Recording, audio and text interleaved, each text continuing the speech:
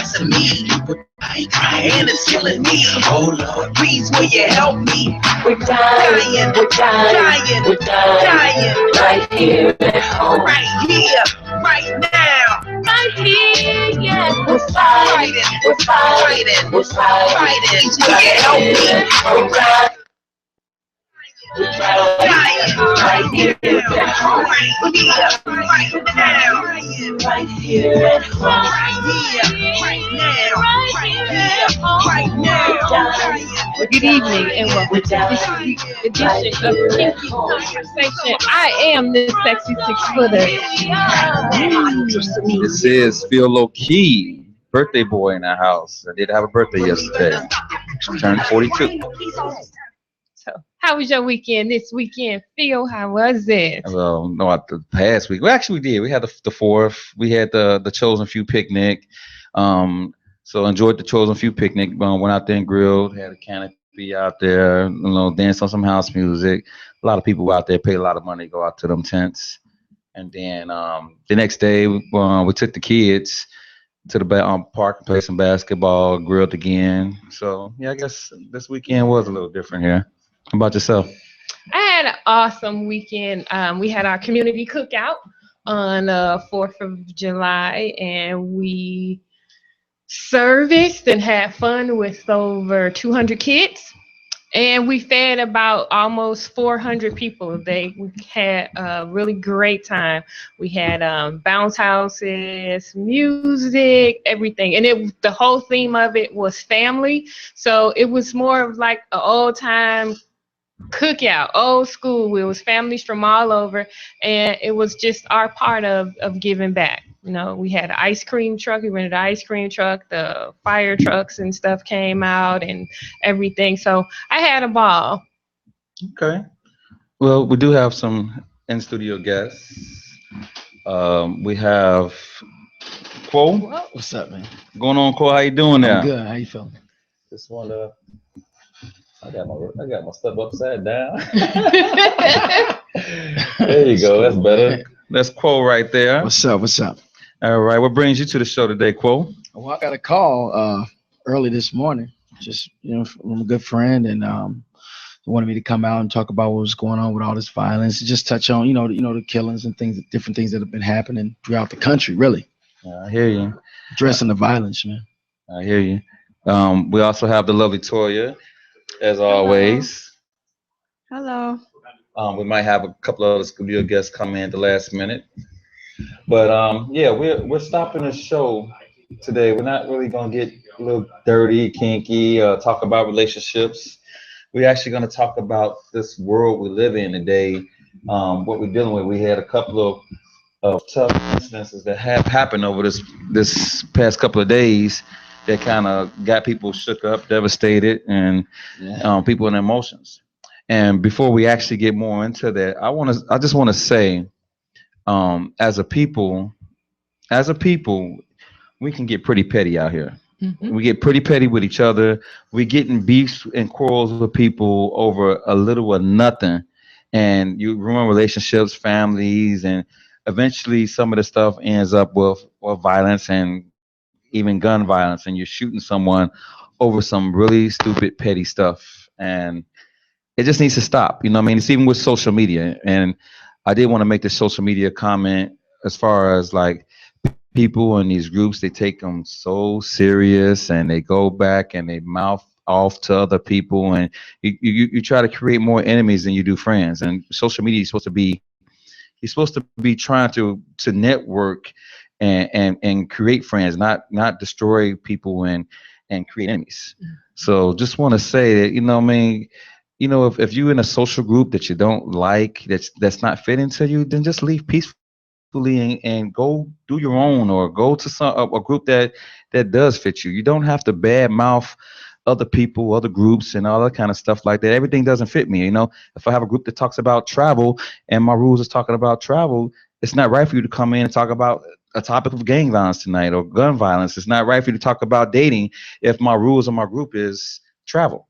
You know what I mean? So if that's not fitting for you and you want to be more outspoken for what you're talking about, then join a group that, that is fitting for you. You don't have to badmouth the other group. because I respect everyone and all people, and for everyone I do. Because I'm here for us all to succeed. You know what I mean? I'm not here for just myself to succeed. I want everybody around me to succeed because that's what makes me better and stronger. Period. But anyway, enough of that. We're here to talk about the violence. Yes. Sharon, the violence in the city, the violence around the country. It has to stop, right? I totally agree with that. And this morning, when I spoke to you this morning, after seeing the videos and seeing, I've been like unplugged for the last couple of days because I've been recuperating from things that have been going on. And I didn't see the video of what they were talking about, the Sterling video. I didn't see it. So I just kept seeing all these posts about don't post this video, or this is a crime shame, or here we go again. Here we go again. And I didn't know any of that. The problem with that is and speaking of social media, is these are people's families. And if someone's getting shot, laying there dead, you're actually taking a family member, and just blasting it on social media for the world to see, when you're already embarrassed, when you're already hurt, when you're already crying, and you get a reminder of it over and over and over and over. Am I right, Cole? I mean, I know the world needs to know what's going on. Just to be just completely blunt, man, I see a lot of stuff on the social network that I just go, man, why are we letting this even get out? Why are we even doing it like this? Why are we constantly putting this out there? But in these two cases, I think the world needs to see. I think America, the skirt on the racism has been raised, and I think we got to address it. Absolutely. We can't just put on another outfit. We got to really, really address it. And I personally posted it. The one incident in Louisiana, when I saw that, I really screamed, like screamed out loud. I was tears not coming out my eyes because it hurt me to see that. And people can say, okay, he had a gun on him. I didn't see the man wave a gun. That's been around. That's been around since the beginning of time. You can carry it. You can carry there. Even if he had an illegal gun, let's just say he had a legal gun. They said he had it in his pocket. He pulled it out. We didn't see it. Oh, they showed a freeze picture. And you blasted him before the man put his hand in his pocket. They showed a freeze picture of the knee holding one wrist down and the other hand, the other hand. They showed a freeze picture. So it bothered me to the point where, I had to cancel all my meetings. I didn't want to meet with anyone. I didn't want to go. It wasn't about money. It wasn't about. It's just like I'm hurt, and if I'm feeling this way, imagine how his family feeling. Imagine how all the different people around the country are feeling about this, because I've been, harassed by cops, and I've felt police brutality on numerous occasions. I didn't even do anything wrong. And to see that, and then to see that man's son on television, I don't know if people saw that, to see to see his son crying like that, I felt like that was me. I felt every tear, every pain, the anger. I felt that when he screamed out, "I want my daddy!" Like coming from a single parent home, I always wanted my daddy. And to see, for him to lose his father that way, I'm sorry, America, we are wrong. Exactly. We're wrong. I don't care what that man did in his past. You can bring up. He was it was someone commenting on Facebook saying he did some sexual this, and he did. But that was his baby mama. He was a drug dealer. He was, he went to jail for this, man. What does it have to do with that? None of that stuff was on that man's forehead or on his shirt saying I did these things before he got shot. So don't bring up all of that. I'm angry. Well, when I made a comment about they saying he pulled out a gun, how long since the beginning of time that cops been pulling people over, all of a sudden you have drugs on you, all of a sudden you have a gun on you, planning stuff on people. It's been there forever. It's people in jail right now doing time for stuff they did not commit. Exactly. The whole system out here, it is wrong. It needs to be revamped. That's the first excuse you're gonna make to justify something you did wrong is they had a gun on them. You know what I mean? Period. And when you hear he's got a gun, well, let's just be real. Even when you are legally, even when you can legally carry a gun, from what we saw from the conceal and carry, this young man got shot, and with his girl in the car, with baby in the back, baby in the back seat, and he said, "I have a concealed weapon right now," and he still got shot. And if you watch that video, you hear the lady say, he was giving you his driver's license. You asked him for his driver's license. He was reaching for his driver's license. He told you, "I have a gun," because he didn't have to say that. The cop just pulled him over. He could have just gave him his driver's license. I go further than that. Why are you asking about his license if she was driving? No. He was in the driver's seat. It's just the way it was shot. No, the way it was shot. She shot him. It's reversed. Okay, it looked reversed because how she was shooting. All right, because it looked like he was in the passenger seat. I thought that too, and I went back and looked at it. And he had the seatbelt on. He was a law-abiding citizen. Had a job. I mean, like, it's wrong. Like, do not sugarcoat this. It's like you go back to Rodney King. I don't care what Rodney King did before he got beat. It was wrong. Right. It's wrong. They need to say, don't give me the politically correct answer. Say it straight out. I know they have a job to do, but just say it straight out. It's wrong. My question for law enforcement is, you carry all this stuff on you, tasers and billy clubs and everything else. You know what I mean? A lot of these videos we see, you don't see nobody aiming a gun at no one. You don't see it. Well, actually, I saw a couple clips because I just wanted to look. I love to just research, and I don't want to just, take the side of anything because I'm black. I'm going to take a side. Mm-hmm. No, I love my people just like most races. You go to Jewish people, they love their people. You go to Indians, Chinese, Japanese. Everybody in America love their people. It's okay for black people to love one another. It's okay for us to do that. So I went on and looked. And I see a white guy. I don't know if y'all saw this clip. It was a white guy. He was in a restaurant. He was acting a complete fool. They had him on the ground. Mm-hmm. They tased him twice. The man broke through the tase, got up and started swinging on him, in the place. Got outside. He's swinging on him, hitting him in the jaw, the whole nine. And nobody shot him dead. If that was me or anyone else, let the record show, like, for real, they would have blasted me. And I know this with all my heart. But my point is some of these crucial videos that we're talking about, some of those methods wasn't used, or they were used as they were shooting them. You know what I mean? Period. It's like you didn't even, they used to say, it used to be a rule that a cop couldn't shoot unless a gun was shot first. They had to shoot first. I'm gonna tell you a little story of what happened to me one day. I'm riding down the street with my sons in the car, my lady at the time. And I get pulled over. I don't even know what I did. I think I didn't stop completely at a stop sign. You know what I mean? Like rolling. You do a rolling stop. I got pulled over. I was in Roseland. I was in a rental car with a lady and my two sons in the back seat. So I'm in a car that's not really should be profiled, is what I'm trying to say. You know what I mean? No, I can understand you see four figures in the car, but I'm not in a car that should be profiled. I wasn't blasting music. You didn't see smoke coming from my windows and all that kind of stuff like that. I was not in a car that should be profiled. So the cop pulls me over. Is a black cop that gets out, a male cop that gets out and start walking toward the driver's side. I was driving. I look in the mirror. There's a black female cop. She has a pistol pulled out of a holster, creeping up to the car, like, you know what I mean, like ready to fire. And I asked the cop, I said, why does she have her gun pulled out?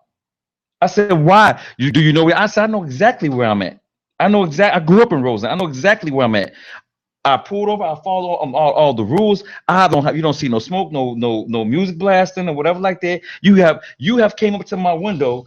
And she ain't even by my car yet, but she's creeping up to my car. You can see the gun. She's holding both hands on it, and I'm showing down. She's has both her hands pointing down with the gun, creeping up to the car, like ready for some action. I said, "Why is her gun pulled out?" Well, I can tell you why. I mean, this is what we're taught. Like, it's like crabs in the barrel. We're taught that, unfortunately, and some people may not like me saying this, but it's the truth. We've been taught to hate one another. This is something that was taught. We were taught to hate one another in this system. We truly were. We truly were taught to hate one another. Officers, black officers. I've seen some dirty black officers who were just dirty, taking money, the whole nine. I've seen all of that. Did you see the other video that was released today with the 8 officers that were claiming that they're taught how to profile, taught to get these arrests? Yeah, I've seen a lot of videos like that online, Like, where they went on and they're telling the truth. The bottom line, y'all, like, until we come together as a people first, there's nothing we can do. There's nothing the system is going to do in our favor, really. We've got to take back our families. We got to take back our children and teaching them better. We've got to do that as black men. Like our children don't trust black men, because let's just be real. My father wasn't in my life, and that played a part of me going to the streets and selling drugs and being in that street life. Played a huge part. And as I go out and speak at different schools and high schools and community houses, I see the pain in those kids' eyes, because their fathers are not there. And we got to be fathers to children, period, even if they're not related. And we got to educate them so that they don't grow up in this mess that we're in. Because the truth is, things that I did back in the day on the streets, it fed today's generation.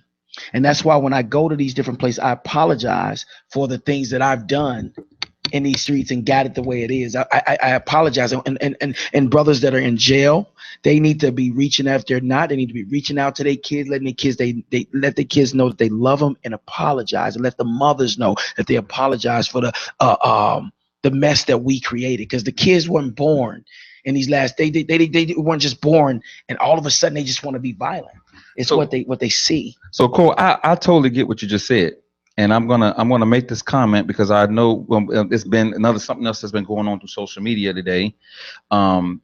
Exactly why did you say no start at home? You know what I mean? You know all the things you just said. Why did you say that when we're talking about the main focus here with the 2 videos is the cop shooting the innocent bystander. You know what I mean? You got a kid who was taught right. Let's just play pretend. Let's just say pretend. Let's just assume devil's advocate here. When you have a young man that's walking down the street and this is kind of similar to the Trayvon Martin situation. You know what I mean? Period. And he gets shot by a cop. You know what I mean? Period. You know. Here we are. This kid is raised right. You know, got 2 parents, et cetera, perfect profile. But the cop gets nervous and shoots this black kid. Why did you say? And because I know what you're saying, but I want to hear. Why did you say that it starts at home? That that we have to educate our young brothers, and reach out to them. Why did you say that?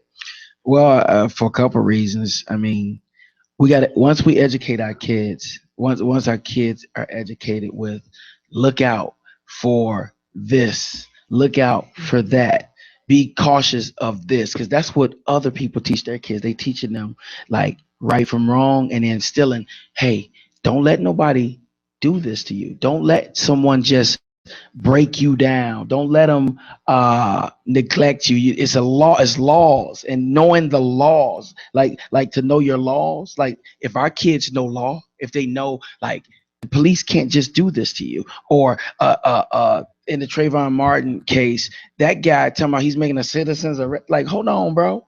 I'm a citizen. I am a citizen. I'm a citizen that's not breaking the law. But all he knew, all little Trayvon knew was, man, I'm just walking home. I don't know. Yeah. Like, what he didn't stop him and go, hey man, I didn't do anything wrong. Wait, I live in the neighborhood above. That guy immediately attacked him. He had no room to run. Right, and that's the whole thing too, where we have kids that are in situations like, for instance, my kids.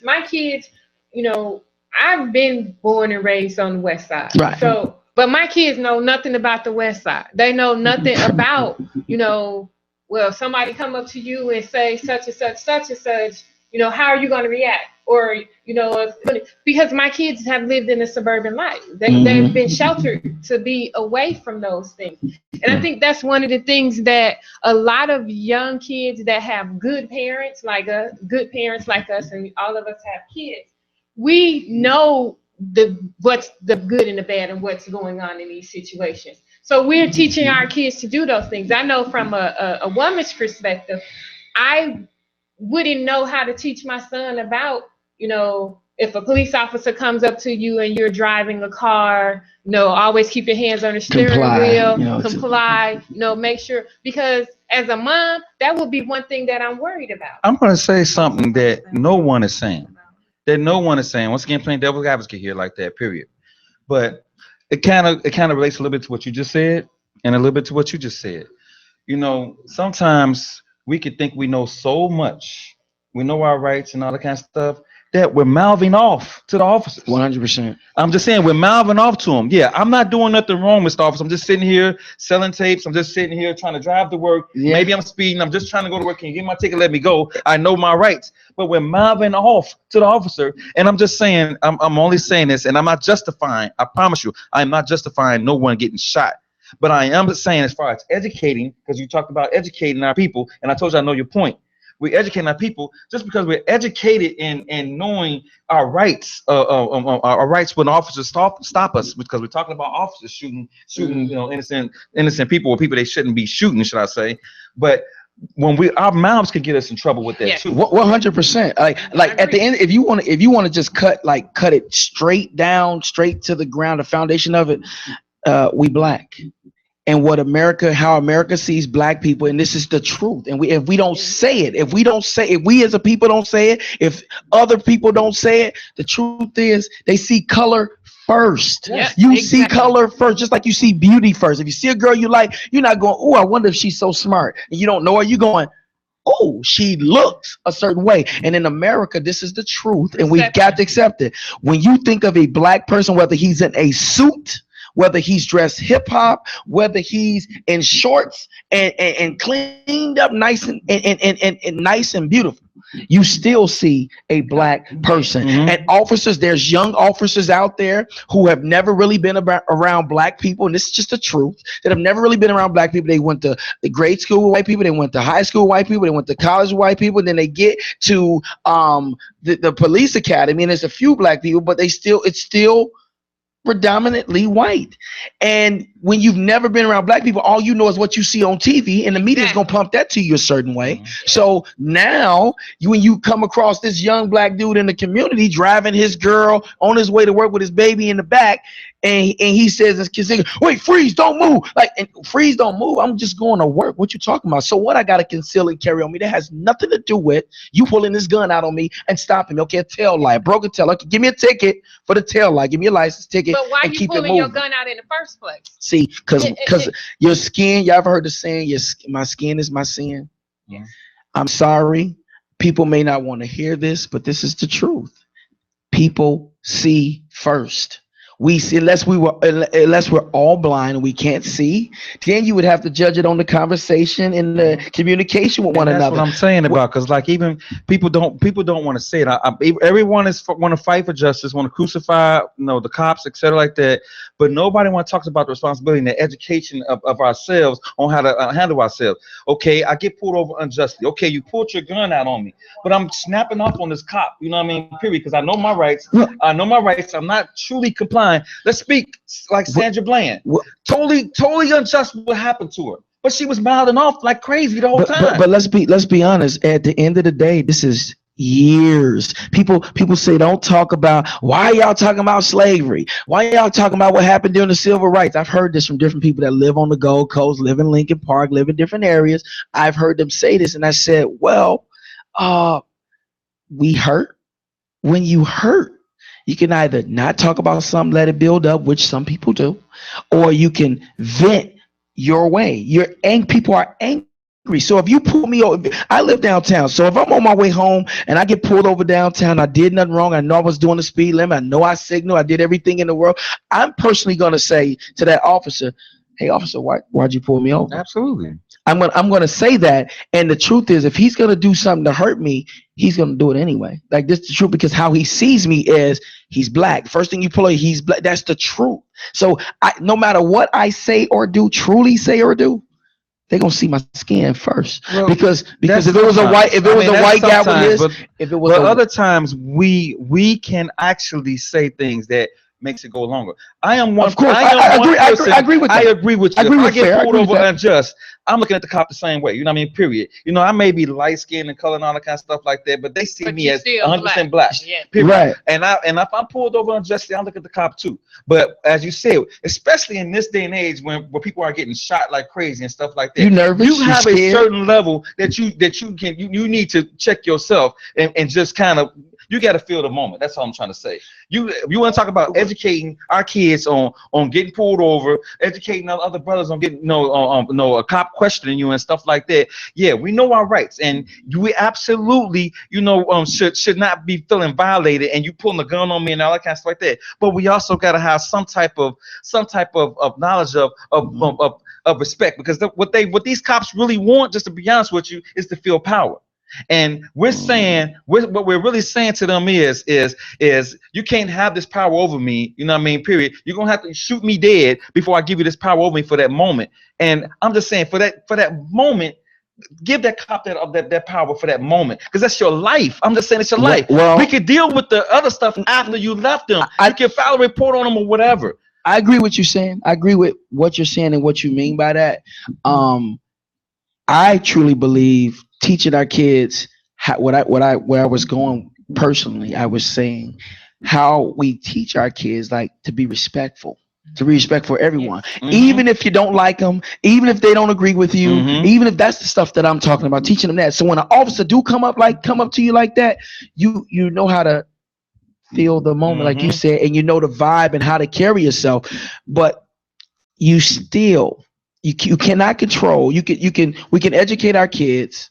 We can educate them on how to handle themselves when a police officer comes. But what we really need to remember and know is that the police work for us.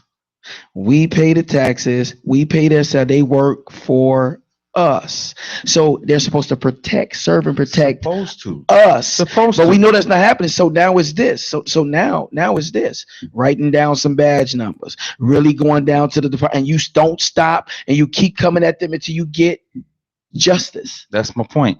And that's my point. Surviving to that next day to be able to do that kind of stuff, to make it stand. We have to survive. Yeah, but sometimes you don't even get that chance. Cause let me see your officer. I'm concealing and carry. I have the my certificate for conceal and carry. I'm doing that. Let me see your license. Bow. He was doing everything that was right. Absolutely. He was doing everything that was right. And you got to understand. And here in America, y'all, we are a little frustrated. We've been mishandled. We've been stepped on, spit on. And no, I can tell you, I'm not crying, oh, poor black people. I'm not doing that, because I personally made it out. I give back to the community. I made it out. I'm doing something with my life. I'm an entrepreneur. I'm building wealth spiritually and financially. I'm doing those things.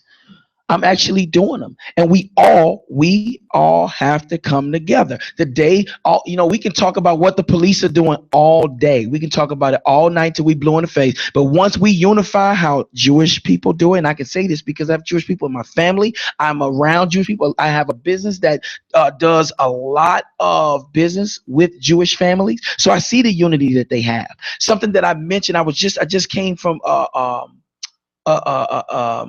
I just came from eating with some Jewish friends after my rehearsal before I came here. And I was talking to them about how, in America, this is just the truth. And people may not agree with this. It's the truth. If you come down in America on Asians really hard, how it has been given to blacks. Trust me, China's on their way to USA. It's going to be a problem. If you come down on Jewish people the same way that you come down on black people, Israel is coming. Japan, India, name it. Coming down on black people. Who's coming to our defense? Nobody. Is Africa coming here to really, y'all can't do this to the black people? No, we don't have that here in America. And we can't cover it up like we do. Jewish people are not going to allow, like I can tell you this right now. First of all, they're not going to allow it in their households. See, they keep their household really tight. They keep their communication with the Jewish community really tight and look after their people really, really well. When it comes to our people, there's something going on here, y'all. Because I can't do this, or if somebody's doing something, everybody got to nitpick or be petty about it instead of coming together. We got to come together. Once we show unity, once we show some, and we are, because trust me, I'm out here. I see what's going on in Inglewood. I'm out here, and we are showing you. There's a lot of people. They're just not giving it to you in the media. Of course not. We do. There's a lot of people out there doing it with me.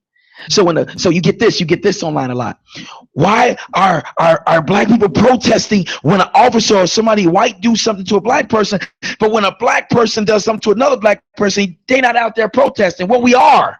We coming into these community centers, we going to the parks, and we rallying and trying to do peaceful things. That's our protest against it. But people don't believe that. They don't believe it because they're not putting it in the media. They just showing us people jiggling on TV. They showing us all the YouTube, all the stuff, the negative things of our people. They only showing you that.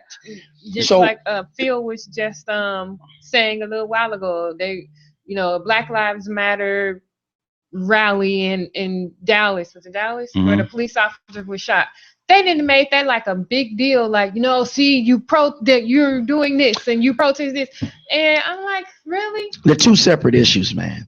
And police killing us, it's wrong. It's been going on for years. And now we got these cell phones, we got cameras, and we can now catch them.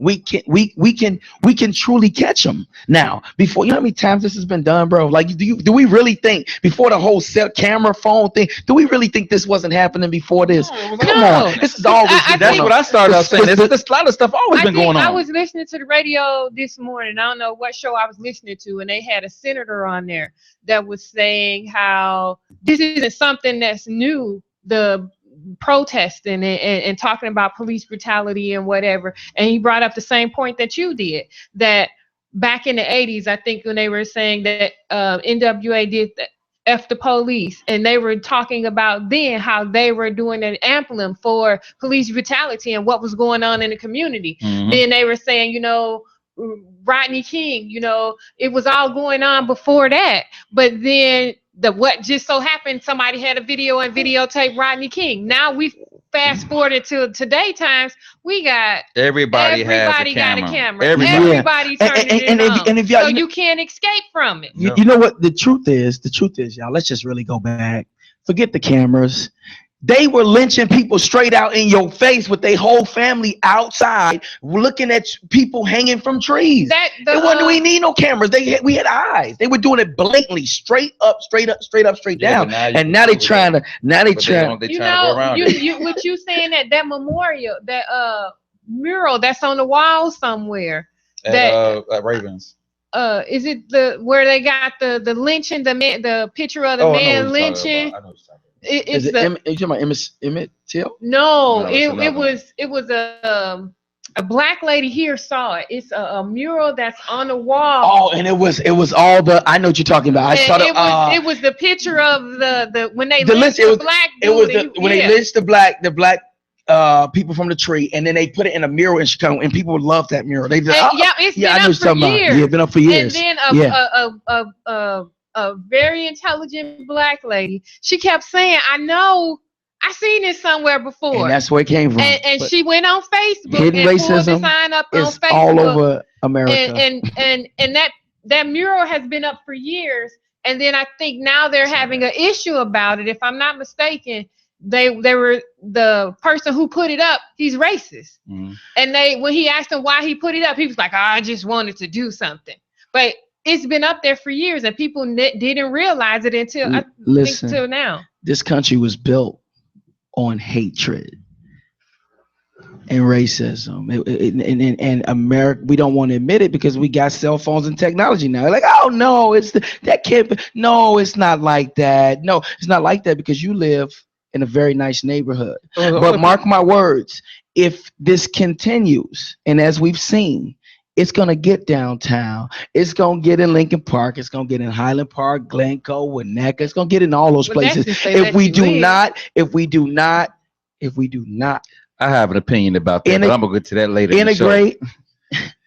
The segregation is at an all-time high. Chicago, for this to be a major city, Second, we the second most segregated city? It might be Milwaukee is number one. But no, biggest city. We're a bigger city. So we've got to fix some things, y'all.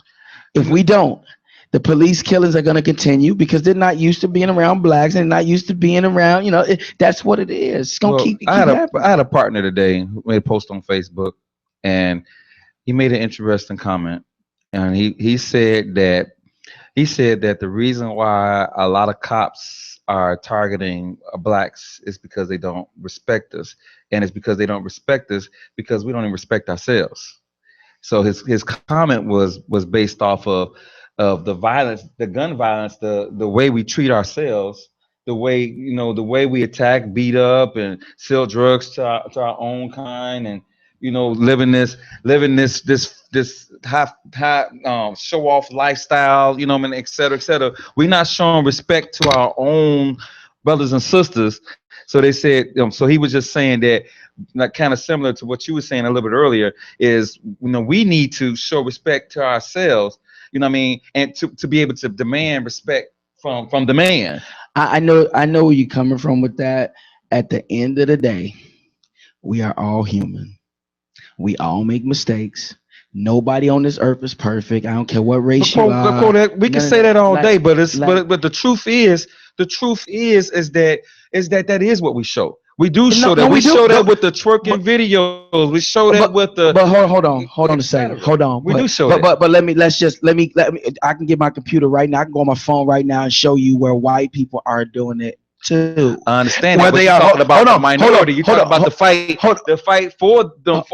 For everybody is doing something. Absolutely. Ours is because the color of our skin. Absolutely. Bro. You can say, because we showing off, we live this type of lifestyle. Like, everybody lives some type of way. Like, this has been. But is that in the streets to live like that though? I think you should live how you choose to live, but respect, love, integrity, all those things should still come. Whether if I live in the project and I live a more ratchet lifestyle, I should still be respected. I should still be respected as a human being. That's how I feel. I feel you should be respected if you rich, poor, black, white, green. At the end of the day, we're human beings and we should be respected. Like, but nobody. That's not a reality, though. No, of course not. Of course, in a perfect world, I really feel that. In a perfect world, of course, I agree with you. Of course, it's not reality. Because the police probably don't have respect for black people when you look at how many shootings happened over the weekend, like 80 something. I was going there. We were looking at that, and it was like, how did 80 something people get shot? Like, what's really going on? But now that goes back to what I said this before. Didn't the 4-year-old get shot or whatever? That's why I didn't make this. That's on the south side and the west side. That's not happening up north. That's why I didn't make this topic about police shootings. I made this topic gun violence because we're shooting ourselves too. We're shooting ourselves. We're shooting ourselves a heck of a lot more than the cops shooting us.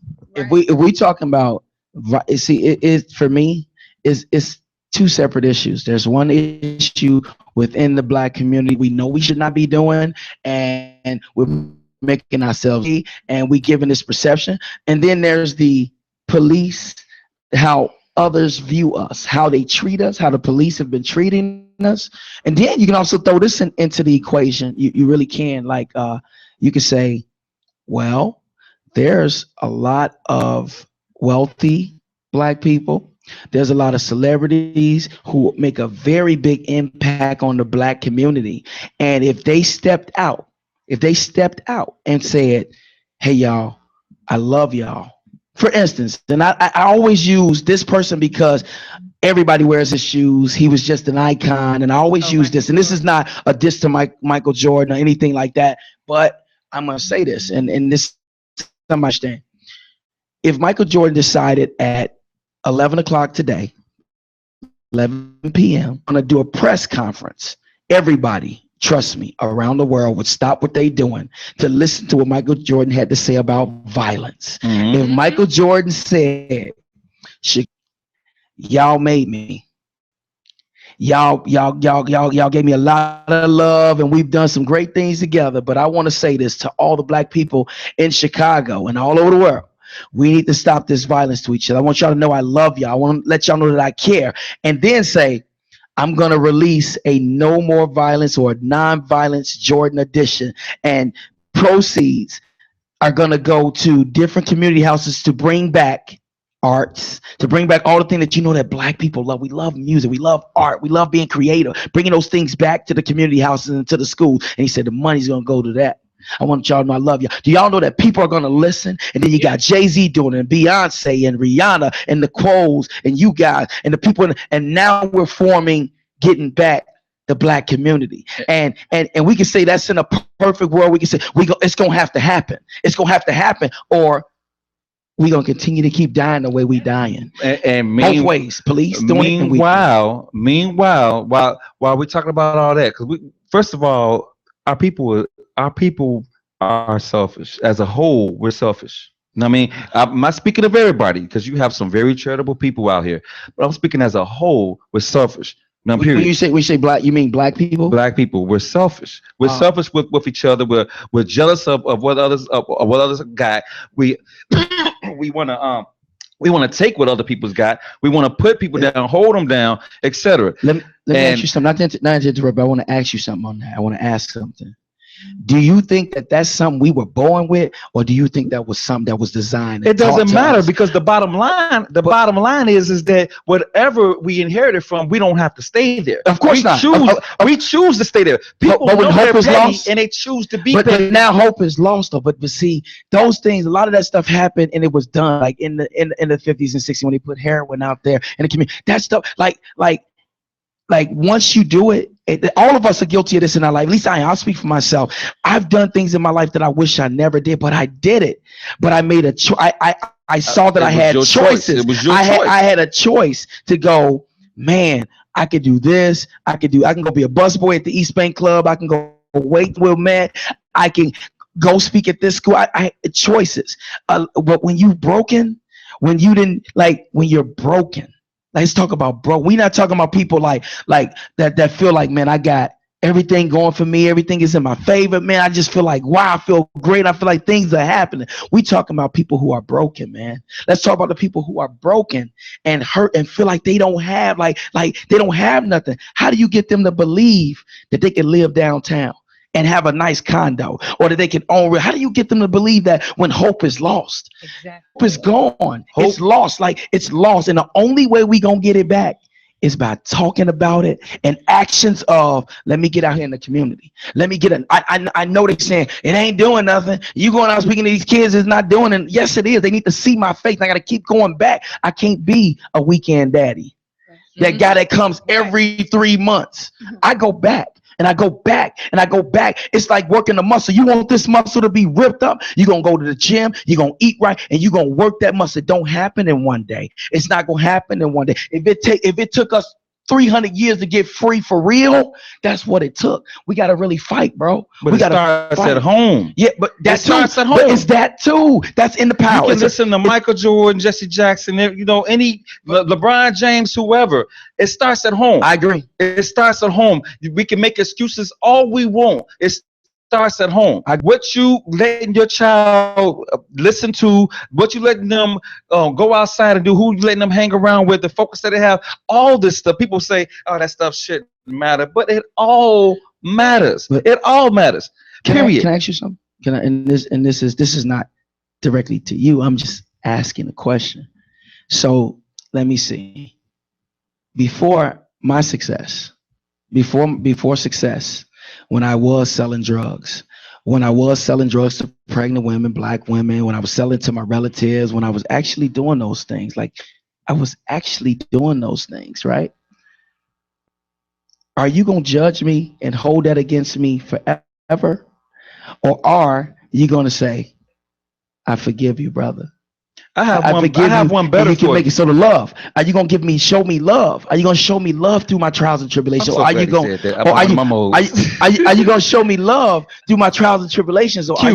Or I'm gonna definitely answer. I'm in one of my little modes. You said something that struck a nerve. That's good. That's good. And I love it. I'm gonna tell you just like this.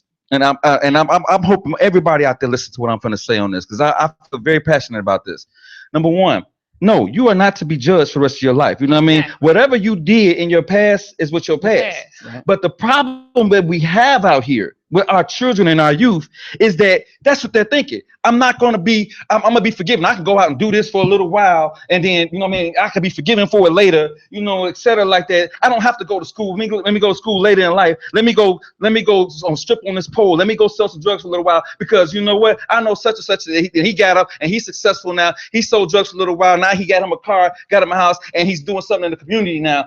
I'm just letting you know something, brother. And you cannot sit here and say that this is how this youth thinks that I could do a little bad just to get ahead, and then I'm gonna do good again. How do we stop our youth? And like I said, I'm not judging you for what you've been through, but I'm saying, how do we stop our youth from even thinking about going through that path? We got to spend time with them. Right. It's what you said. I agree with what you're saying. We got to spend time. Go ahead. I didn't mean to We got to spend time. It's what you said. It starts at home. But when you don't have a home, when you don't have mommy and daddy like that, what are you going to do for them? And for me, is this: I got to love them unconditionally, and I got to fight for them every inch that I get. So I got to try to make them a home. And the only way I can let them believe that they can have a home is I got to instill hope back in their hearts. Ain't no hope. What you talking about is their hope is gone. And why is their hope gone, y'all? It ain't because police are it's not just because police are killing black people. It's because daddy ain't there.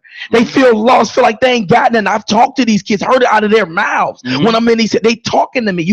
We gotta listen, y'all, because I was once 17 years old and I didn't want to do what my mama said. That's why I got kicked out at 16 because I didn't want to listen to my mama. My mama said, you got to go. You got to go because you don't want to do right in my house. You got to go. You got to give them some discipline too. There's some discipline that you can't spread it right. You got to let them have it. I'm gonna say it just like this. Like I said, this is something that I feel passionate about. Period. And we talk about mentorship. Period. You know, I have two teenage boys. I have a 15 and 16-year-old boy. And once again, anyone that has done wrong in their past and trying to make amends and do right, I totally 100% respect that and it's for that. But like I said, my problem is when you got a child growing up in a good home, you know what I mean? Because they're not all from bad homes. I agree. When you got a child growing up in a good home, period, good foundation or whatever like that, how do you get your child to not want to go that lifestyle, you know, because it was attractive, it was fast, it was quick, it was, you know what I mean, it looked lavish and all that kind of stuff? How do we prevent that when, and I'm gonna say that, like I said, once again, not an insult to you, but we have a mentor that has done this thing in the past. He went to jail. He sold drugs. You know what I mean? He used to be a rapist or whatever like that. Everything's changed. I'm just giving examples here. I'm just throwing stuff out there. Everything's changed. This is what I used to do, but now I'm a minister. You know what I mean? Now I found God. I did this. You know what I mean? Period. You know, you can change too, people. I'm saying the one thing that nobody really wants to talk about is there's a hidden message in there. There's a hidden message. There's a message that, yeah, you're not going to be accounted for your sins forever. You know what I mean? So for the people that are doing bad already, the kids is already smoking weed already and probably in gangs already, that's a good message for them. You know what I mean? But there's a hidden message in there that people don't realize is that, you know what I mean? If you do a little bad, you can make up for it. Well, I don't agree with that. Because I'm a Christian man. I'm gonna say this, you know, like my faith, like I believe if you do bad things, bad things are gonna come to you. I don't care, you know, how good you may seem, if you're doing bad things are gonna come back to you. And we teach our kids that from little. You touch that hot stove, your hand is gonna get burnt. So all the kids that you were talking about that's doing good and they on the right track, got the parents, here's what the parents are supposed to be teaching them. You don't have to do that because you're you've been privileged to something better. You don't have, so now your kid is stuck back in, I got choices. I have choices. See, so now that's what I was saying earlier when it goes to us raising our kids to understand that they do have choices. You know, like if my daughter is a child that she don't know what it is to not have anything. Two professional parents, and she comes from a 2-parent household. Though we're not together, she still has a strong parent unit. So, you know, she doesn't know the struggles that you went through or I went through. She don't know what it, and we've made it that way so that she understands that she has choices. She understands that, you know, education is key. You're going to go to school. I don't care what you do, what you say, what you do, you're going to go to school. She knows that she got to keep her tail clean and clean the house up, clean her room up, because that's what she going to do. She knows how to work hard because she got a job.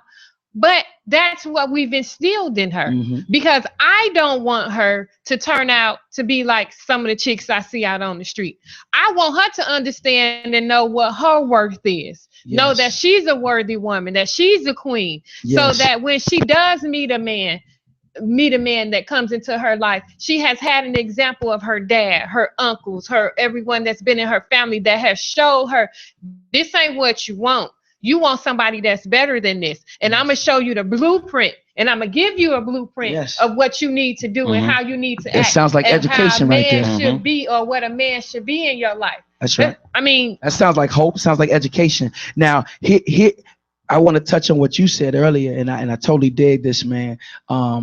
You said when you got the good kids over here and then they hearing all these other things, this is when you got to go to the media. And this is when you got to go to responsibility as an artist and movies and things like that, because we glorified certain things, the bad things that made them cool. So now the kids that's doing well and doing good, they're considered lames. See, when you got a job and you doing your thing, you consider a lame. When you're doing something positive, like I do positive music, positive. Call me a nerd. It's okay. This nerd go to the bank all the time, so it's okay. So we got to instill that in those kids that you're talking about, because my life experience, I'm not trying to glorify anything. I'd be the first to tell you I'm totally against selling drugs, and I did it. I'd be the first to tell you I'm totally against being in the street trapping and just being in that street life. I'm totally against it, but I did it. I got to tell you the truth to let you know that it's a thing that set on my heart heavy, like being a high school dropout, having a kid when I was 16.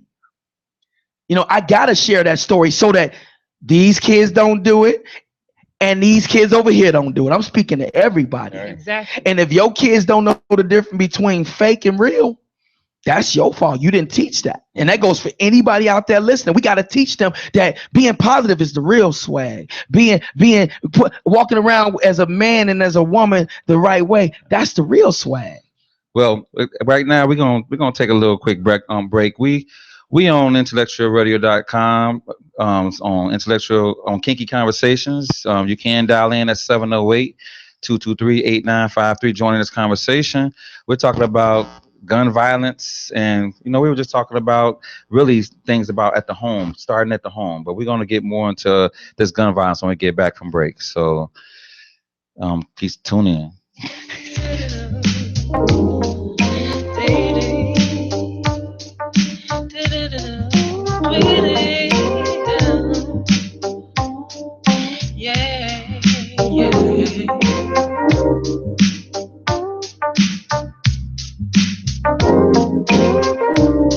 These eyes of mine, they do entice. MAC lip gloss, midnight shine, a smile that glows in pale moonlight. Sultry, sexy, songstress am I. I wrote this song with you in my heart. So much I wanna say, I don't know where to start. I've been watching you, how your eyes follow me, how you light up when I hit certain keys, enchanted by my melody, a bridge to love harmony. We F sharp, C, B, D, and G, all 16 bars of ecstasy. These eyes of mine, they do entice. MAC lip gloss, midnight shine, a smile that glows in pale moonlight. Sultry, sexy, songstress am I. You feel for me soon as I say I moved your soul relieve your pain. I'll soothe your woes, put your mind at rest. To satisfy is what's not to best. You feel my truth, you know it's real. Your very own hummingbird, so real. We wine, we dine, we do the do.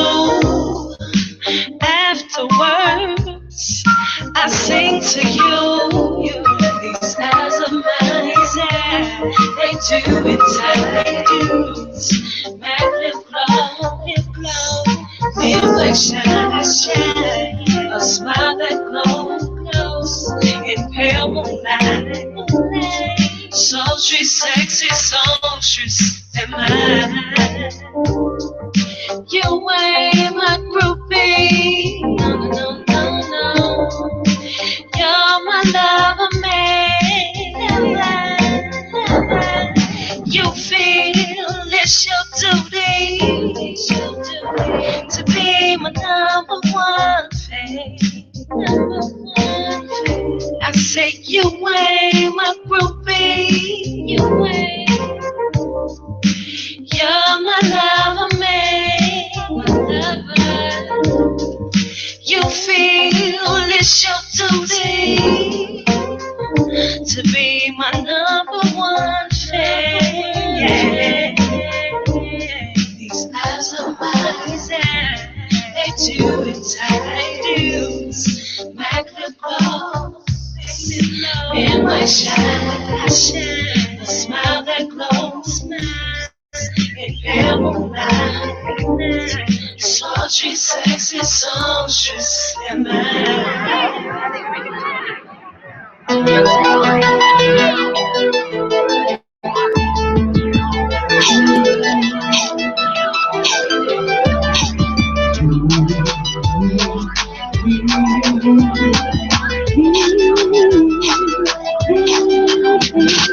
Where's the love in the hood no more? The media say we ain't good no more. Front paper red, 104 dead in just 4 months. Too much bloodshed, bodies full of lead. Whole city scared, children left dead. Daddy ain't there, life's not fair. Old gun trail, pair mama prayers, wipe away the tears. Hope right here, gotta say the kids, show them how to live. Teach them about business, they all geniuses. We all got a gift, so talented. I know we can win. I'm dreaming about the possibility. This world get the best of me, but I ain't crying, it's killing me. Oh Lord, please will you help me? We're dying, right here at home. Right here, right now. Right here, yeah. We're fighting. Right here at home. Right here, right now. Right here, right now. We're crying. Right here at home. Right here, right now. Right now. We're dying. Right here at home. Here we are. I don't trust the media, look what they feeding us. Praying to God, I don't know what he sees in us. Someone believing us, stop treating us. Why ain't no peace all this time that you meet with us? You always leaving us, they won't trust. Your campaign go us, you leave us in dust. So tell me what's up, Who keeping their honey, who fighting for us, who dying for us? It's obvious that the people like me don't mean nothing to you. As long as we hear there's a war going on, then it ain't really much that we can do for you. I'm dreaming about the Possibility, oh, let this world get the best of me, but I ain't crying. and it's killing me. Oh Lord, Please, will you help me? We're dying. Right here at home. Right here, right now, right here, right now. We're fighting. We're dying. Right here at home. Right here at home.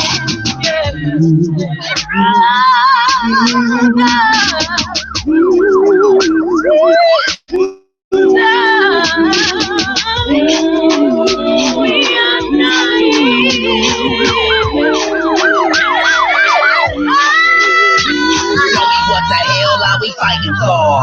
Babies killing babies, we at war. About to scream out peace to my vocal cords, and I ain't gonna stop till my throat is raw. No, I ain't perfect, I admit my flaws. Hurts to the core, kick down them doors. No excuses, I just want it more. The choice was mine, the choice is yours. I'm a man with a plan, with a perfect driven cause. Standing tall to win this game of score. Rich and poor, pushing forward. Your boy did good with hope, round of applause. Dreaming about possibility. Oh, let this world get the best of me. We're dying, it's killing me. Oh Lord, please help me. We're dying, we're dying, we're dying, right here at home. We're fighting, we're fighting, we're fighting, right And we here are at back home. from our break. And as the song so poignantly says, we're dying right here at home. It is a song that was written and performed by Quo. Yeah. And do you tell us about the song? And Well, it's a song that me and my team came up with. Level Next Music. We, it was an idea. It was something that I felt. I picked up a newspaper one day, and the front paper read 104 deaths in 3 months, and I opened the paper up, and it was just so many people that were murdered in Chicago, and it hurt me. And I was seeing, hearing, they got all this stuff going on over in Iraq and all these wars overseas and all that. And I was just like, yo, we dying right here in Chicago, right here at home. So that's how it came up. And I hooked up with my production team, my whole team, my Level Next family, my team, hooked up with Ivan and Tanja and Taylor. We sat down and really, sat down and wrote this song. Like it came from the heart. It was from an emotion that I was feeling. I know DJ John was feeling. So that's how we came up with that song. And I believe if you watch the music video to it, you will see what we were really saying. Like if you really watch the video, the message in the video, man. Hey, Cole, you were talking about your third verse. Why don't you go ahead and spit it for everybody right now? Do it right. We're already on the topic. The third verse, it went like this. It goes like this. Tell me what the hell are we fighting for? Babies killing babies, we at war. About to scream out peace to my vocal cords, but I ain't gonna stop till my throat is raw. Now I ain't perfect, I admit my flaws. Hurts to the core, kick down them doors. No excuses, I just want it more. The choice was mine, the choice was yours. I'm a man with a plan, with the perfect driven cause. Standing tall to win this game, I score. Rich or poor, pushing forward. Your boy did good with hope. Round of applause. Hey, that's Quo. Yeah. that was like powerful. That's that's not just me. I can't say mine. I got to be fair. That's our spirits on record. From the lady singing the chorus, Tori Griffin, to Ivan producing the track. Our spirits are on record, man. And we gotta give that love out, that message I was saying about positive music. See, people might call that lame. I'm okay with that. Do you know my name? Do you know my name and who I am as a man? Do you know who I am? I care more about the, my name. You gotta like my music. That song is very powerful. When we first started listening to it at the beginning of the show, we opened the show with the song, and it speaks volumes. To me, it does. It's like I'm emotional now listening to it and then hearing and seeing that, everything that's going on in this song is speaking about what's going on because it is so powerful. And if you guys haven't gotten it, I think you need to get it. Hey, log on, levelnextmusic.com. It's there, man. It's called Right Here at Home. It's on iTunes.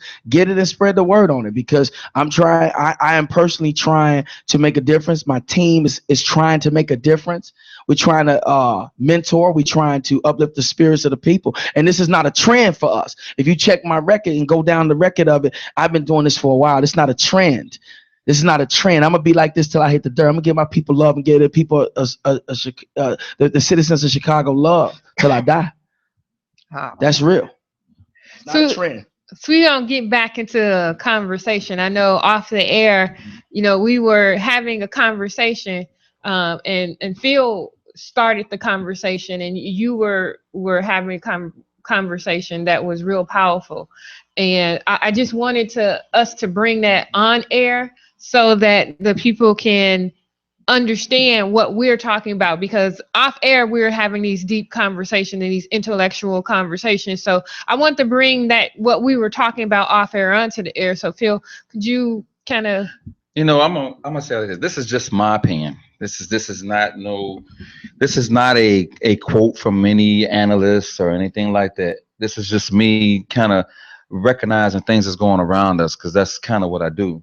But we're just having a conversation. Right, we're having a conversation. So this is completely my opinion. But a big thing in this day and age right now is conceal and carry, which a guy got shot by an officer with conceal and carry these days.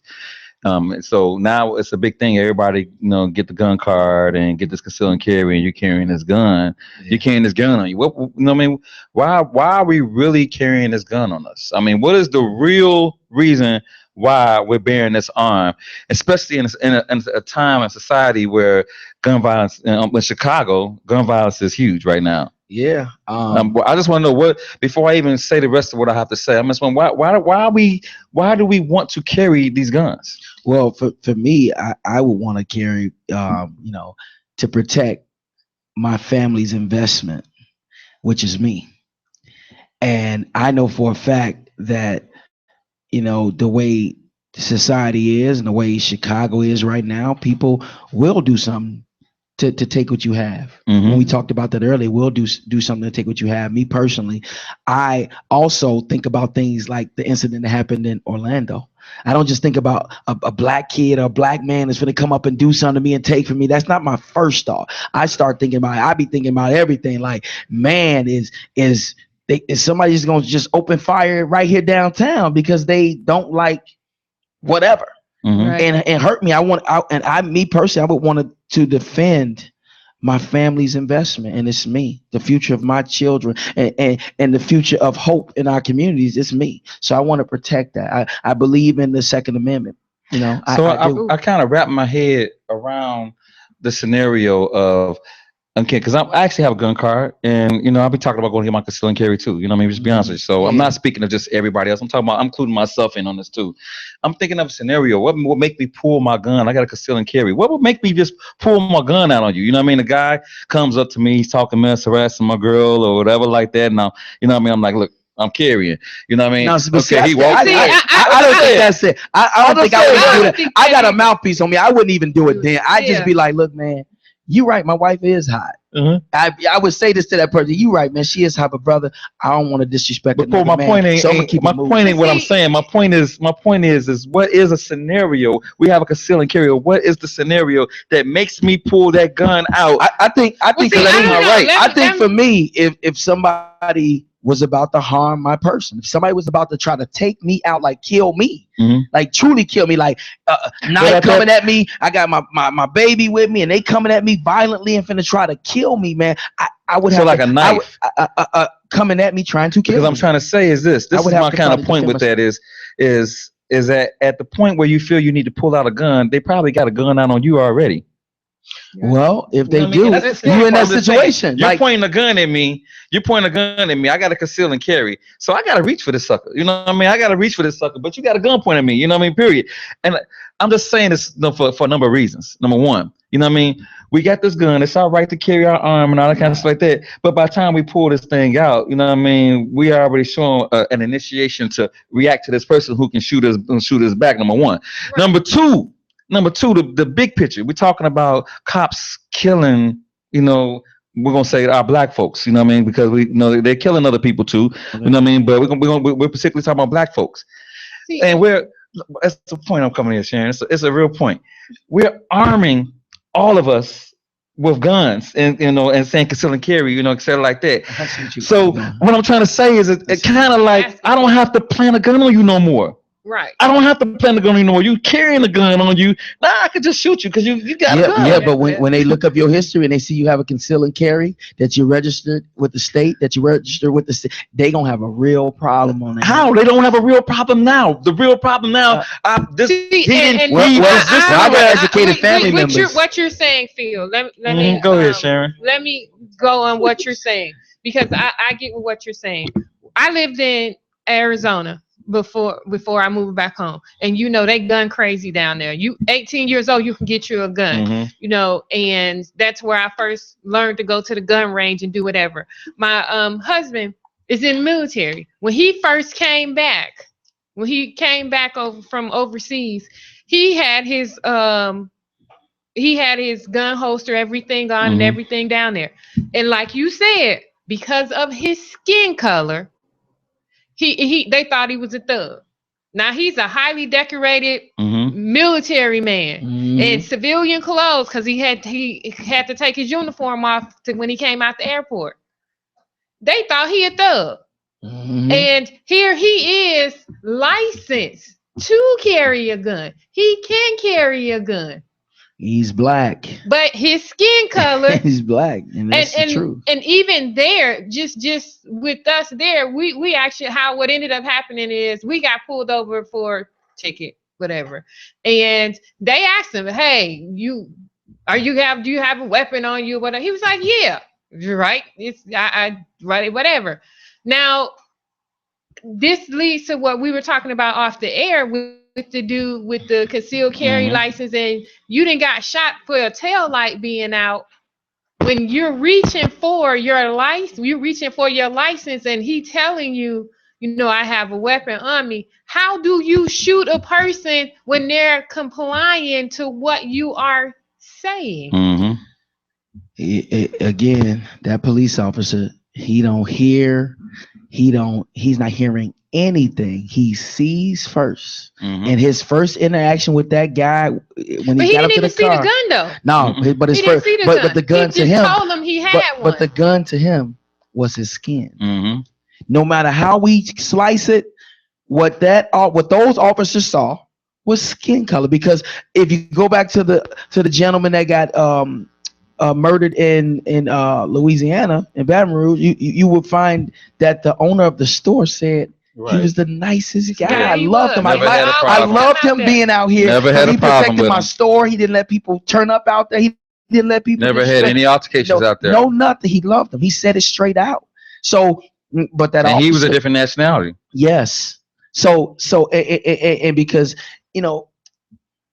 cops, there's good cops and there's bad cops. Because I don't think all cops are bad. I really don't believe that. Because I know some cops that really care about the community, care about the kids. Like the one black female police officer who went viral. Oh, that was powerful. She told it how it was. Yeah. Like straight up. Like almost had me crying. And yeah, me too. And that's just like what you were doing earlier, saying now black people, we act ignorant, we blah blah. We telling the truth about our own too, and we have to. We got to address the true issues within our own, but we also have to fight the injustices that are going against us, man. The injustice against us. That's police. So the conceal and carry thing, bro.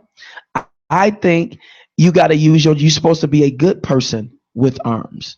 A good person, because bad people with arms usually do what those police officers do, and what gang members do, and what people like that do. They don't have the concealment carry. But my fear is this. This is my fear, and like I said, this is just me, just kind of analyzing stuff.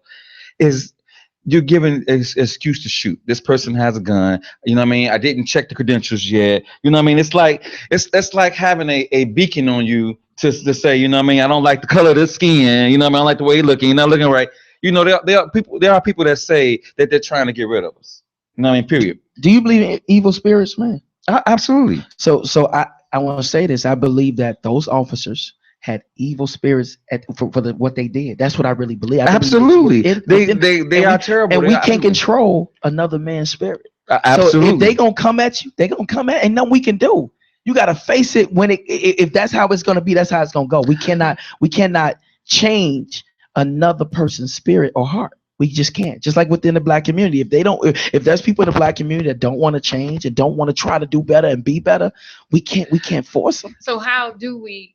We got to police the police. What do we do? Absolutely. Police. But I guess what I'm trying to get to here, you know what I mean? Our solutions, gun violence, more guns for gun violence does not solve gun violence. No, I agree. You know what I mean? And I'm saying it's a trend right now. Yeah. To conceal and carry.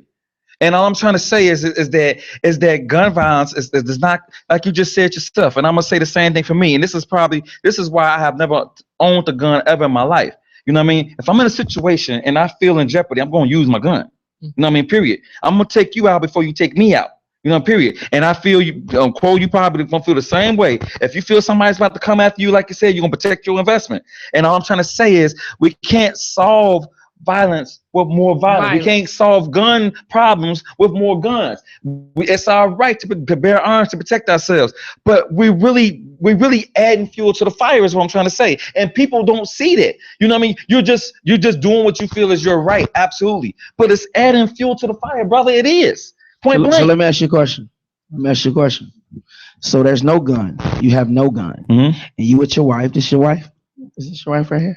That's my lady. Your lady. You with your lady. You got your kids if you got kids, and y'all out.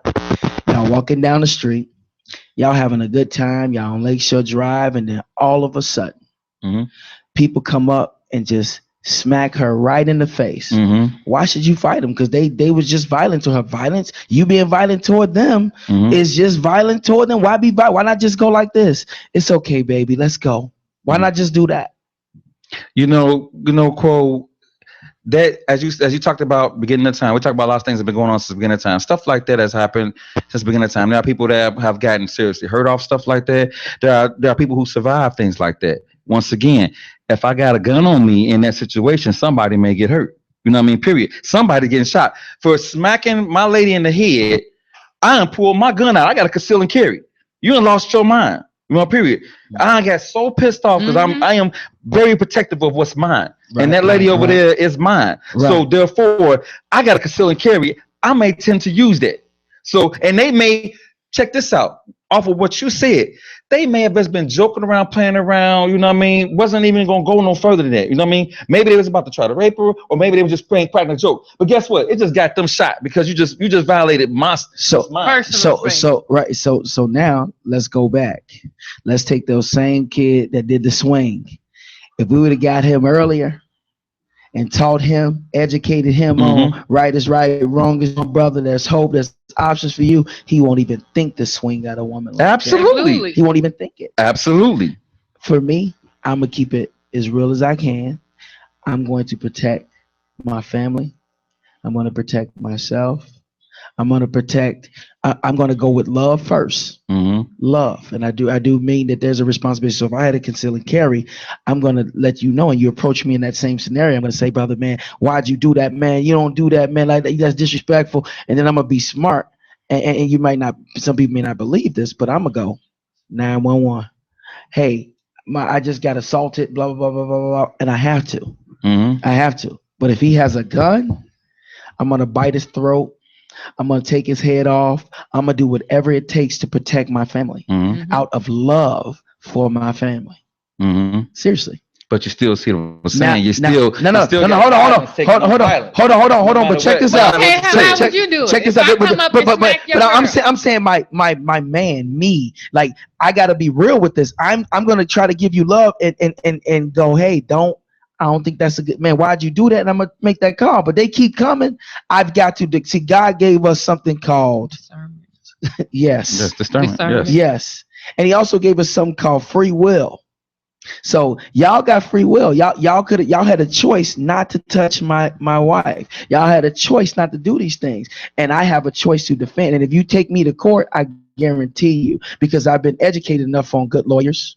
I've been educated enough to get yourself a really good lawyer that's going to tell the truth. So I would beat that case if I had to take another man's life for trying to harm my family.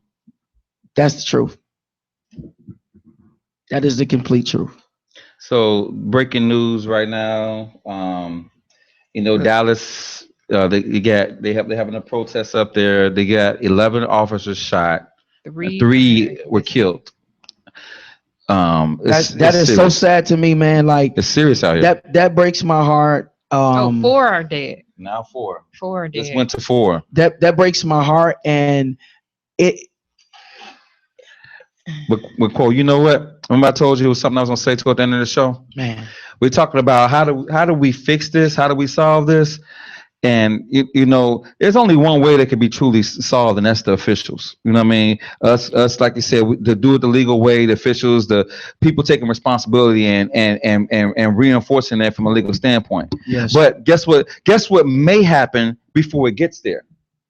A lot of lives will be lost. No, more than that. A war. you're gonna have a civil war. You're gonna like you just mentioned. We were talking off the air. You mentioned how what if all the gangs had joined forces, together. everybody. You know what I mean? Your civilians got to kill, conceal, and carry. You know what I mean? I said this on the way here, Toya. I said you talking about officers are afraid of the who they're pulling over, who they're like the officer pulling out a gun when they pulled me over. They're afraid of what I may have. We're afraid of what they have. So what's that going to translate to? Officers are going to start getting shot. They're going to start getting shot like crazy because we're scared. We don't know what you're going to do. And if you got to conceal and carry, and you can prove that an officer came at you for no reason, you shoot him, and you got a good lawyer, you gonna beat that guy. But my point is, it's not even that. My point to you is that the scary part of it is it can get real ugly. It can get, you think it's bad now. It can get worse when I got a friend of mine that was gonna actually come here, and he's actually in the academy. You know what I mean? Period. And you know what I mean, this guy gets out the academy and he pulls over his first car, you know what I mean, to give a ticket, and he gets shot because they don't know what they gonna come and say to him. You know what I mean? Period. Because we're scared they're killing people. You know, we got a comment in the studio. It says what I hate is the good officer usually suffer and get killed. That's exactly what I just said. I didn't even look at that. And that's exactly what I just said. You know, it can get this stuff can if the officials of the government. Oh no! Right now it's still Obama, but if the government, along with the state, down to the cities and townships, don't get involved with this stuff more heavy, it's going to be a civil war, and we're not going to get around it. It's going to get ugly, and then we're going to have martial law. Did you know they already then activated the National Guard down in Louisiana? That's another thing. We need someone to police the police. That's just the truth. Absolutely, that's true. I mean, like this. But that's our government's job. You were wrong. 2 more strikes, you're fired. But that's our government's job. Yeah, but it starts federal. That portion is federal. You know what I mean? You got the police supposed to protect the civilians on a city level. You know what I mean? Period. You know, who monitors those that are the people in the cities and in the states? You know what I mean? Period. It's your federal government. So your federal government has to mandate something down to the states. Then the states have to mandate down to the townships. Period. It has to start there. Period. You know what I mean? We can train our kids. We can try to make every kid in there, every black home, to be perfect kids and know how to talk and comply to officers or whatever like that. But does it really stop? Absolutely not, because you still have prejudiced cops. You still have cops who scared, walking up to people, you know what I mean, who's scared of what can happen just because they have a fear of the color of our skin. That, or you have officers that do not know how to interact with black people. I was just about to say that. Because for instance, you know, this weekend, you know, we had the community cookout. And we had like 4 or 5 blocks blocked out, and we had the playground. We reserved that or whatever. Now, you see a van in the middle of the street. Why would you drive your patrol car on the sidewalk and almost hit the kids? And then when you're reprimanded and got on by the adults that say, "Hey, y'all ain't supposed to do that. What you doing that?" You say, "F your kids," and drive off. That's highly inappropriate. First of all, you wrong from the beginning, and then it wasn't even our kind. That's the power. They're just it's like going to a nightclub and the bounce out front be just trying to treat you like, get in. Yeah, or treat you like trying to be hard. You know, right. I say this. And that was just to me, it was like, you know, the black officers that know everybody, know what the whole thing is about. They was cool. They was like, "Oh, can your mama fix me a plate?" You know, real these cool. white dudes, you know, don't know nothing. You know, these all hood people. They just, you know, out here doing whatever. And what upset me and made me mad about it is y'all come through doing all this BS over here, but you go down the street. They on the corner, rocks, blows, hard. Weed, I got what you want, but you won't say nothing to them, but you drive through a community cookout and harass people that's there. Well, as long as we killing each other, and they like, hey, you just let them do it. You know, that's a power thing, though. Unfortunately, yes, it is. You know what I mean? I think They as you said yourself earlier, you said God complexes. You know what I mean? They get their badge and their shield, and they think they can be our judge and jury. You know what I mean? Period on what to do with our life. Just like you planting drugs on a young man who didn't do anything wrong, and now he's going to jail. You know, it's been going on since the beginning of time with this stuff. Forever, man. So, you know what I mean? It's just right now it's just gotten to a point where they're actually not only they were taking their lives before, but now they're actually taking their lives. Yeah. Well, not they taking our lives and they don't care. No, And they know they got the power So to back them and get them out. How as us 4, 5, all of us in here, what do we do in our lives, our personal lives, our professional lives? What do we do to try to make it better, to make it so that, you know, we're not we're not the ones that's getting that phone call, oh, you know, your son on the way home from college and he got pulled over, he was reaching for his wallet and got shot. What do we do? You know, I personally say something similar to what Quote say, but on a different level. Like I said, we definitely need to train our kids, to teach our kids, and all that kind of stuff like that. And like I said, you get these spokespersons, like he mentioned Michael Jordan and things like that.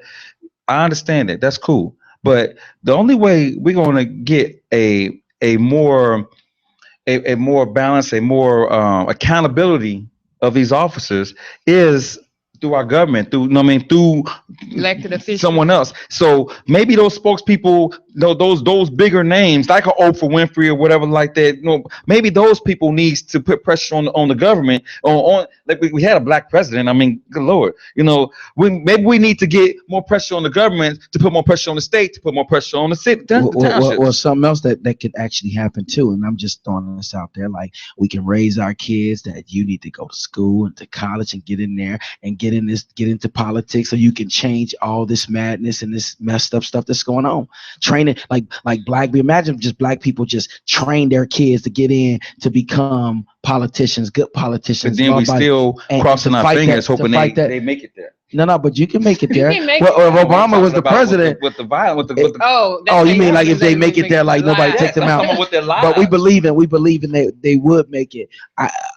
I think the only thing that we can do right now is, as adults, and what we're doing right now is to continue to mentor, to continue to give love to our community, to continue to let the kids know that there's hope, continue to instill values in our kids and kids that are not our kids. Yes. That, because you can't just go my kids. You can't just go my kid, because your kids got to go to school, my kids. So we got to say our kids. Absolutely, because your kid is friends to that kid next to them that don't have a father. I think that's one thing that we have forgotten. Yes, we have. That it takes a village. 100%. I think that's one of the things that, my foundation and my mom foundation does is she believes in, it's not just her kids, but it's our kids. So when she's taking kids from the block or kids from the other block that have never been outside of the block, she's taking them on field trips and overnight camping visits to Wisconsin Dells or taking them to Disney World. That's not just her kids. Those everybody kids. And I think that's one thing that us as adults need to do is not just be so stuck up on, no, I don't want to do this because this kid mama may say this kid mama may that. No, it's our kids. It's everybody's kids. If I'm going to help my kid, I'm going to help your kid. Because if you're 9 times out of 10, if my daughters are playing with somebody else's kid, that kid wants what my kid have. And they want to be around that structure, or they want to be around that positive person, or they're hanging around a positive role model, or someone's giving them something that they're not getting at home. Yes. They may not have a dad at home that can say, I'm gonna teach you how to shave. I'm gonna teach you how to put on a tie. Yeah. Or they may not have a mama at home that say, I'm gonna teach you how to, wear a slip. Make a foundation for yourself, how to be a womanly woman and know about those things. So I think it does take a village, and we need to be more proactive in being the ones that's in that village. Yes, and we also cannot give up. We can get those kids, the babies in the 4th, 5th, 6th, 7th, 8th grades, but we also got to get some adults on track, because if mama had her baby, because I had my child at when I was 16. So if mama had her baby when she was young, and now her kid is way older and and she feels the kid can take care of herself, mama going, I want to go out. I've been taking care of you. Mama need to get out of her, and now her kid is left in the streets. Well, so we got to talk to these parents too. We got to talk to the parents. Not all parents are on point and have the mindset of, I'm gonna be a great parent and I'm gonna do this right and do that. So we got to get on the parents too. We gotta come together and let these parents know we got a responsibility. We can't do that kind of stuff no more. I feel you. Don't tell me what I can do with my kid. No, I'm not telling you. I'm suggesting. This is a suggestion. I'm communicating with you. I'm communicating with you. We got to communicate with each other. Black people got to get back to communicating with each other and loving each other. We stopped loving each other. Because when the civil rights stuff was going, they wasn't hating each other, man. Black people wasn't killing black people. They was trying to make it happen together. Because they killed Martin Luther King, They were trying to make it happen together. No, I think we need something like, then they had a Black Panther Party where we had the pro-blackness and they had the food programs, and we don't have anything like that. Oh, maybe that's something that VIP can get together. Well, I think that's something that we really need. Well, to do something like that, to start a movement. It's really here. Like we really got to pay close attention. We are doing it. This is the start of it. This is it. It's got to be in your every life. When I call myself putting everything that I do in my life, that's in my life, I want it to be something that's putting out a positive. Just putting out a positive. Everything I do, like with my companies, my business, I always want to do good business with people. I always want to make sure that I'm being respectful to you. If you say something that I don't disagree with, I'm gonna still love you because you're a brother. I know you're coming from a kind place. If you say something that most people may think, oh, she's offending him, or she said, no, I'm gonna respect what you're saying and listen, because I might learn something from you. You got to start communicating. Black people, it was like when they was doing the Underground Railroad. Black people were communicating to be able to get through. They were just cool. You're absolutely right. Like I said, we have to respect each other, and we have to understand that everybody's not everybody's cup of tea. Yeah, you know what I mean. Period. That too. You may not agree with everyone says, but you can respect that they have their own thought process. That's right. It may be completely wrong. You know what I mean? But maybe they don't mean any harm. They just believe what they believe in. You know what I mean? Believe the best. All you could do is try to give them that knowledge, and they can either accept it or not. But you can't force it upon them. You can't force it upon them, because that's where the altercations end up coming from. But stuff like this will start happening when you got the whole community, the whole black community is like, yo, we don't kill each other around here. We don't rape children. We don't do things like, we don't do that. And the minute somebody do it, you exiled for real. Like that real deal, like, nah, we don't tolerate that around here. Some law, bringing law back into things. You know what I'm saying? Bringing it back into the community. We need that, because you need. That's why I like the Nation of Islam. The way things used to be. Like my parents my mom and her family. They lived in the Ickies, down on 35th, and they said at night they didn't lock their doors. Like everybody was family. Like everybody, same in Hornets. Enjoyed each other. They knew each other. It wasn't, violence and stuff that's going on now. And like I have 2 boys myself, 15 and 19, and we live in the suburbs, and I literally teach my kids to be afraid of the police. Like I tell them, if you come across a police officer, listen to them, don't talk back, put your hands out so they can see, and because I'm afraid. In the city, I'm afraid of them growing up in the city because of the gangs and all that. So we live in the suburbs, but out there in the suburbs, I'm afraid of the cops. I don't blame you for teaching the kids that. Teaching them. It's a shame. But you educating them, and that goes back to what he said earlier. There's nothing wrong with just not saying nothing. Don't say nothing. Just comply and just be cool, because your life, your life could end. Your life could end. Let's go back to what you said. Absolutely, brother. I don't blame mothers for teaching their kids not to resist or don't argue. Don't be afraid of police. Be afraid of police. Just listen. Just sit in there and be afraid. And that's okay if it saves his life. If it brings him home. I would believe more lives would be saved by just trying to comply than trying to mouth off. Keep your mouth closed. Don't say nothing. Well, it's And just I like said being in the house with your mouthing mama. It's just like being in the house with your mama. Like you Right. take it back to just it starts in the house. So let's just start home. When my mother said something to me, and if I went, man, she just what you say? Yes. So you gotta watch what you say. There's actions. See, people say, well, there's freedom of speech. You know, you hear that. It's freedom of speech, but responsibility comes with freedom of speech, and that's what we're forgetting. Responsibility comes and with these officers with these badges, with these God complexes, what they want is respect. And if they feel you don't not respect them, they already don't respect you. But if they feel you're not respecting them, now you just escalated it already. You know, I personally believe that we are going to come together because I have to believe the best. I'm not laying down. I believe we're going to come together, y'all. I believe it has started a long time ago.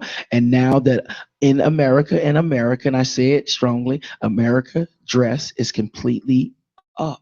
The racism dress is up and we see it. Y'all can't hide it no more. You cannot hide it. We're not going to accept it. People like ourselves, we're not going to stand for it.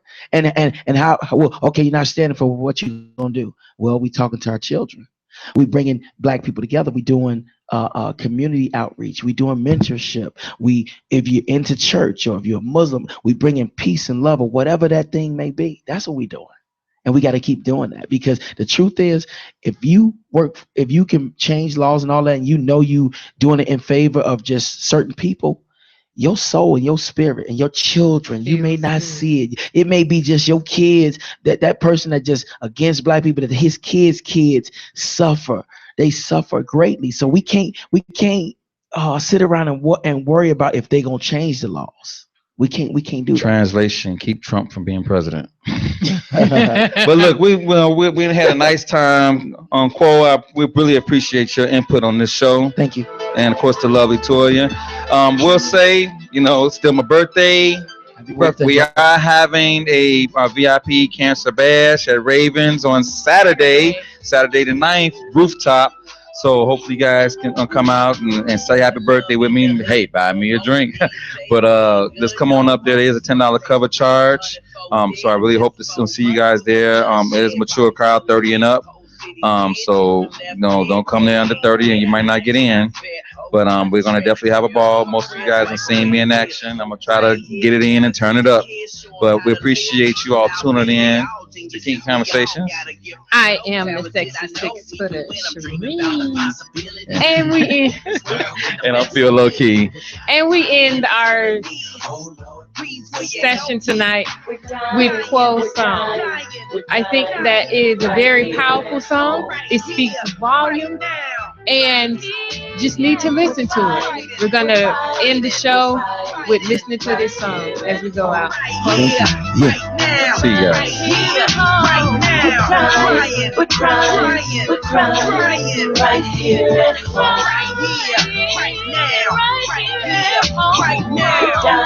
We're dying right here at home. Here we are. I don't trust the media. Look what they feeding us. Praying to God, I don't know what He sees in us. Someone believing us, stop treating us. Why ain't no peace all this time that you meet with us? You always leaving us, they won't trust. Your campaign go us, you leave us in dust. So tell me what's up. Tell me what's up. Who keeping their honey? Who fighting for us? Who dying for us? It's obvious that the people like me don't mean nothing to you. As long as we hear there's a war going on, then it ain't really much that we can do for you. I'm dreaming about possibility. Oh, let this world get the best of me. People dying, crying, and it's killing me. Oh Lord, please will you help me? We're dying right here at home. Right here, right now, right now. We're dying right here at home.